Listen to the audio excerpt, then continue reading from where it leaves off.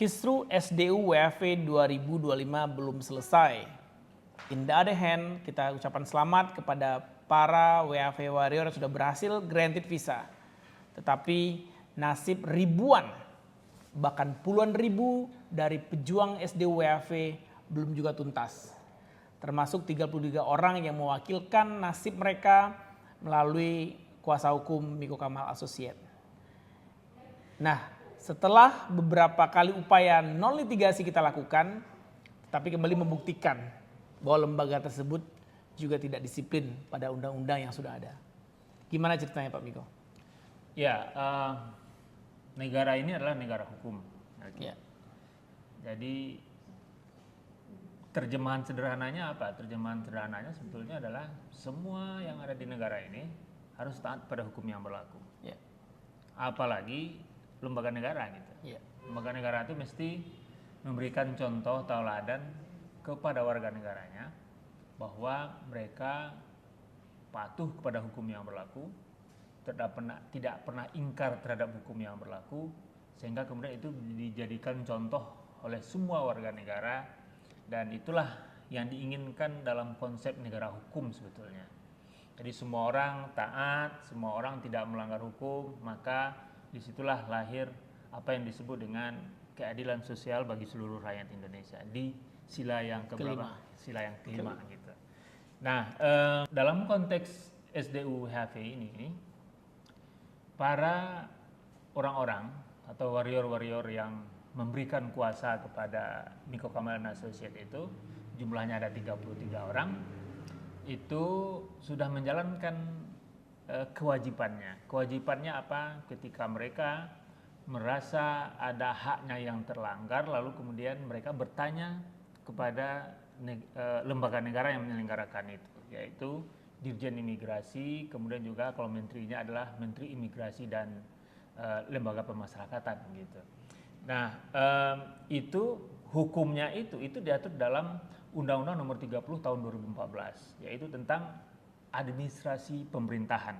Di situ dikatakan bahwa kalau ada surat yang masuk dari masyarakat, orang yang mempertanyakan, maka lembaga yang dituju itu, lembaga yang harusnya memberikan pelayanan yang baik kepada masyarakat itu harus menjawab dalam waktu 14 hari. 14 hari kerja. 14 hari kerja gitu. Nah, dalam kenyataannya 33 orang ini sudah mengirim surat kepada Dirjen Imigrasi, yaitu tepatnya pada tanggal 14 November, yang mana seharusnya pada tanggal 1 Desember itu sudah ada jawaban terkait apa yang dipertanyakan itu.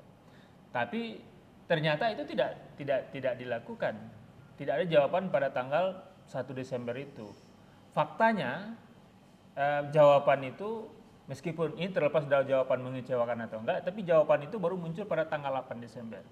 Artinya apa? Artinya ketika tanggal 1 Desember itu tidak ada jawaban, berarti si negara atau lembaga negara ini setuju atau mengabulkan apa yang diinginkan oleh 33 orang ini gitu. Nah, itu yang disebut dengan fiktif positif.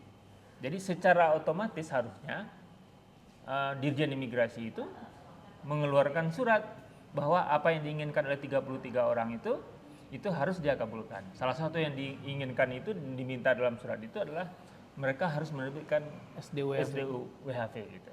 Tapi itu tidak mereka lakukan gitu. Tidak mereka lakukan. Mereka yang jawabnya itu juga jawaban yang ngawur. Iya. Yang tidak masuk ke substansinya, atau boleh dibilang sebagai asal jawab. Iya. Dan itu menariknya Melki, setelah itu ini kuasa hukum nih ngirim surat lagi, namanya surat banding gitu. Nah, surat banding itu dikirimkan ke menteri, karena tadi Dirjen Imigrasi, lalu kemudian tidak dijawab atau dijawab belakangan, sudah telat jawabnya, yang itu disebut dengan sudah menyetujui itu. Kemudian dilakukan banding ke Menteri Imigrasi, dan sampai hari ini tidak ada jawaban. Tidak ada sama sekali. Tidak sama sekali jawaban. Itu juga harus dijawab dalam waktu 14 hari.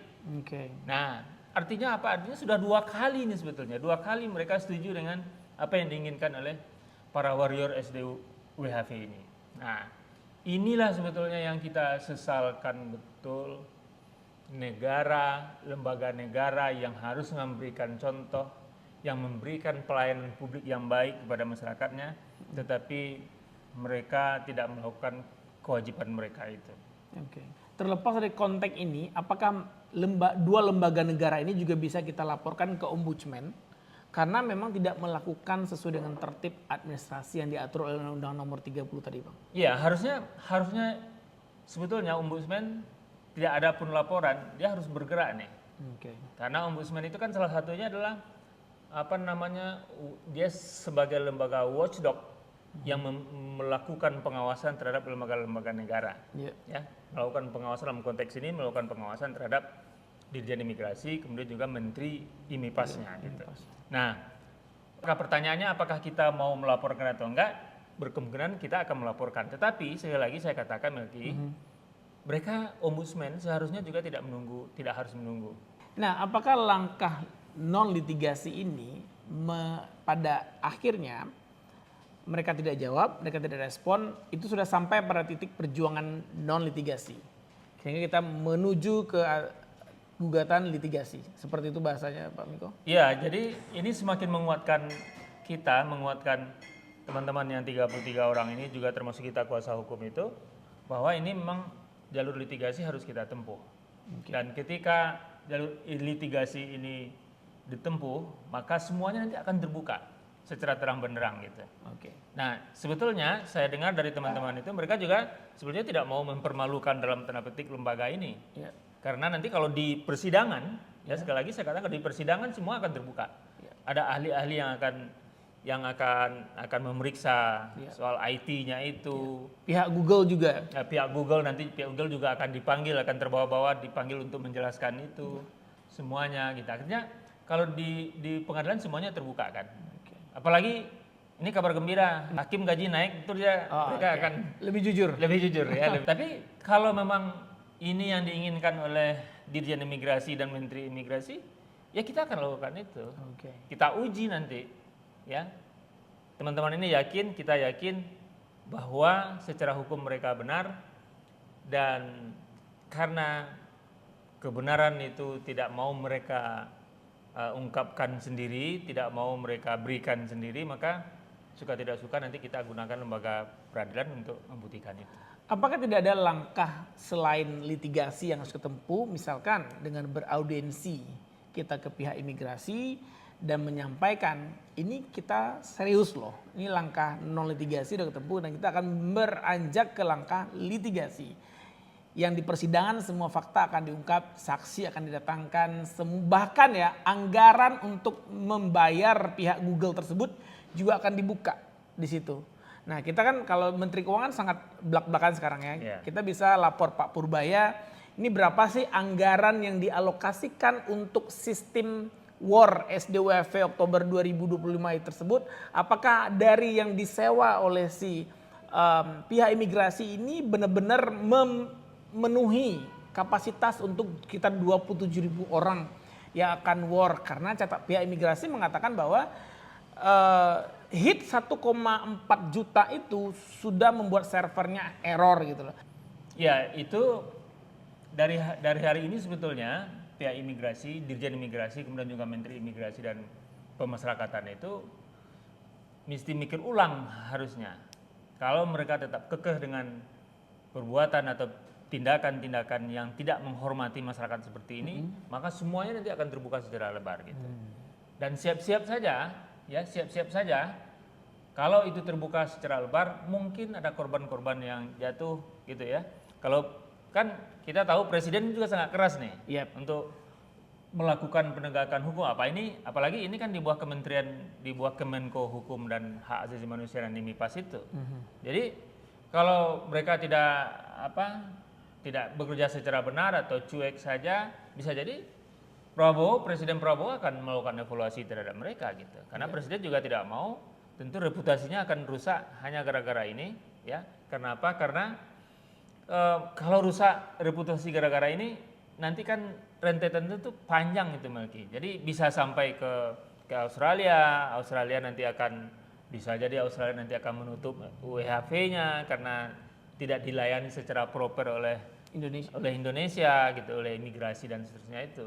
Jadi memang Dirjen Imigrasi dan Menteri Imigrasi dan Pemasyarakatan itu mesti mikir-mikir ulang betul.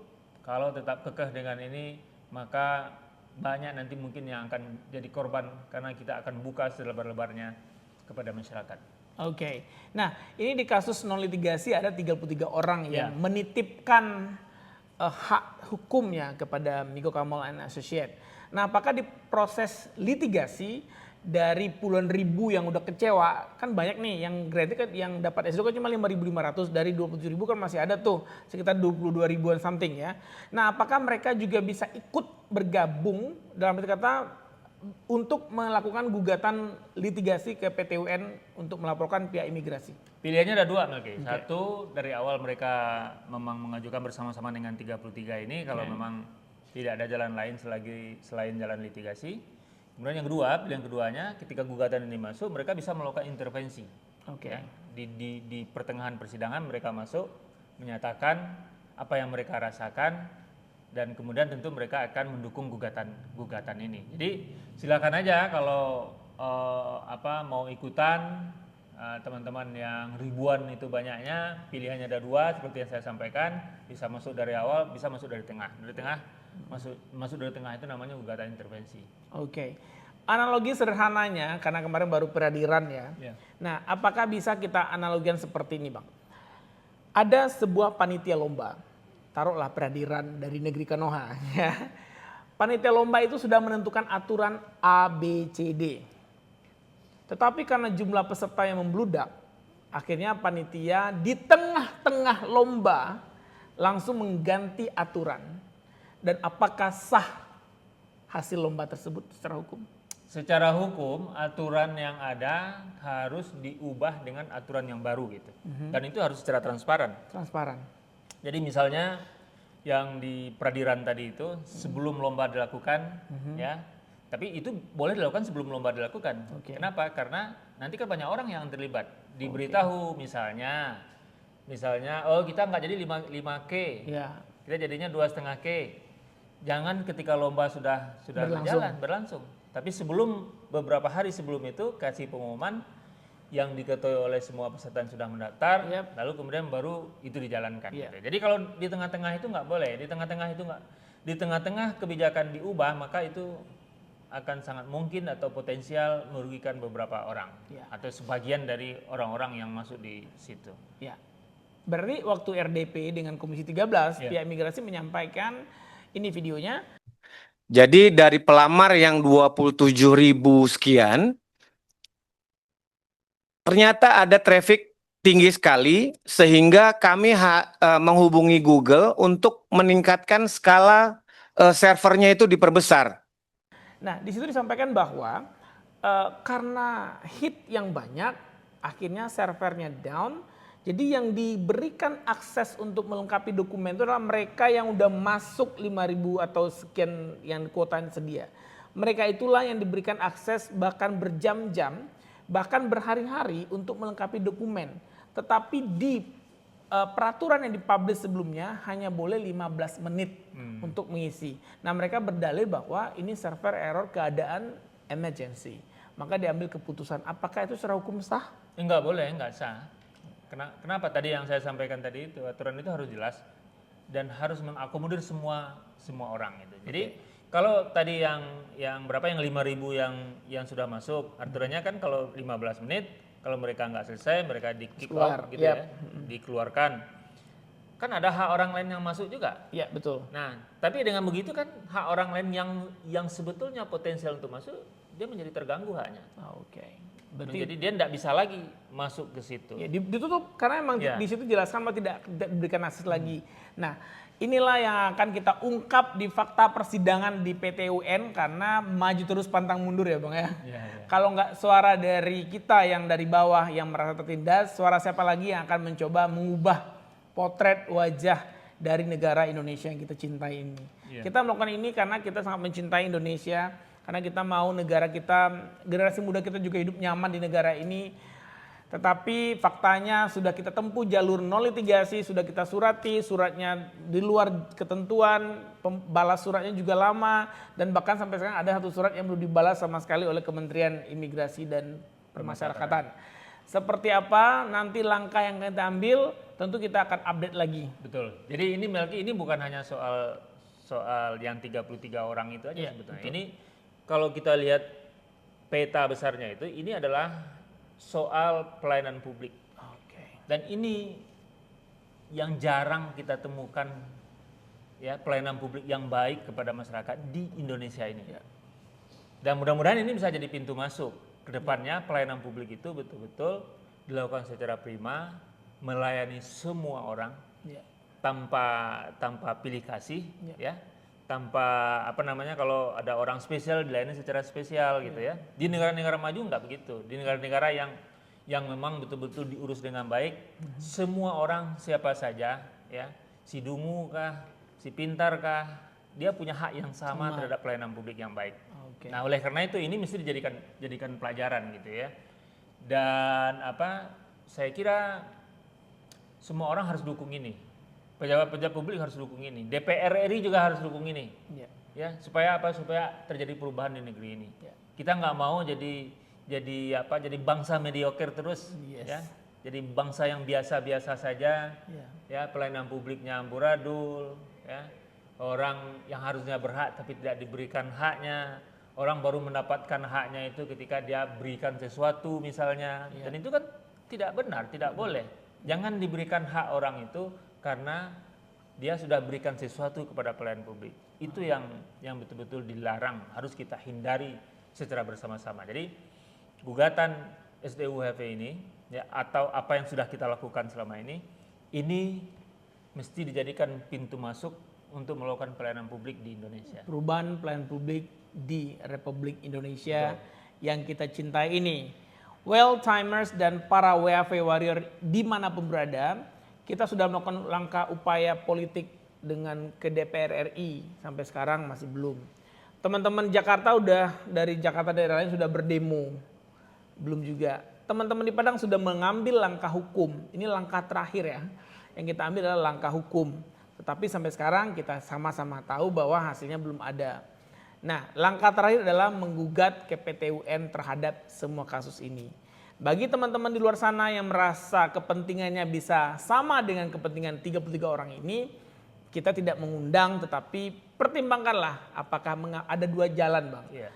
Saya coba survei ke WAV Warrior itu, satu mereka memilih, oke, saya terima ini sebagai takdir, tinggal di negeri ini dengan aturan seperti ini, dengan kenyataan Dengan seperti bersedih ini. hati itu ya. Dengan bersedih hati, Iya. biarlah nanti saya akan menuntut mereka di akhirat. Karena ada usianya udah 31, Bang. Udah lewat, jadi nggak ada lagi kesempatan sama sekali. Cuman kesempatan pertama dan terakhir bagi mereka di Oktober kemarin. Dan dia harus menelan kenyataan yang dikatakan takdir ya, karena udah berupaya ya. Tapi tidak bisa karena usia udah lewat. Dia mengatakan bahwa bagi Anda yang sudah mempersulit war ini, dia tidak akan rela dunia akhirat. Itu secara hukum ya, Islam ya, secara dia agama Islam. Yang kedua, oke deh saya ikut aja war berikutnya kalau masih ada war. Yang ketiga, mereka yang 33 orang bersemangat untuk mengajukan gugatan non litigasi, dan kita juga akan mengajukan gugatan litigasi ke depannya. Dan bagi teman-teman, silakan, 3 pilihan itu ada di tangan teman-teman semua. Tidak ada paksaan apapun untuk melakukan bergabung ke gerakan yang mengadukan secara hukum. Saya kira yang ketiga tadi itu pejuang yang sebenarnya. Pejuang, the real warrior ya. Iya, the real warrior. Ya. Dan dia sebetulnya bukan hanya berjuang untuk dirinya pribadi, tapi untuk masa depan. Untuk masa depan. Bahwa sekali lagi pelayanan publik itu harus baik, harus tidak mendiskriminasi orang, ya, Betul. tidak membeda-bedakan orang kaya, orang miskin, orang yang punya orang dalam, itu harus kita tinggalkan. Kalau mau bangsa ini menjadi bangsa yang besar, bangsa yang baik, bangsa yang bisa kita banggakan. Jadi bisa nanti kalau ini semua sudah berubah, nanti kita keluar negeri kita bilang saya Indonesia. I'm Indonesian people ya, dengan bangga mengatakan negara saya bukan negara terkorupsi lagi, bukan negara korup lagi. Ya, itu barangkali bincang kita, update kita pada hari ini. Yakinlah setiap keputusan itu ada konsekuensinya ya Bang ya. Dan apapun nanti teman-teman WFH Warrior yang di luar sana, ini juga akan kita kolaborasikan dengan demo SD WFH. Dan juga akan kita sampaikan juga ke wakil rakyat yang duduk di Komisi 13 dari Partai Nasdem ataupun partai yang lainnya. Kita akan informasikan juga tentunya ke Ombudsman ya. Kita juga akan melaporkan lagi ke Ombudsman bahwa tidak ada tertib administrasi dari dua institusi besar di Republik Indonesia ini. Terima kasih banyak, tetap semangat. Satu hal lagi, kalaupun ada war di 2026 Bang, siapa yang menjamin bahwa proses war tersebut akan lebih baik daripada war 2025. Terima kasih, sampai jumpa.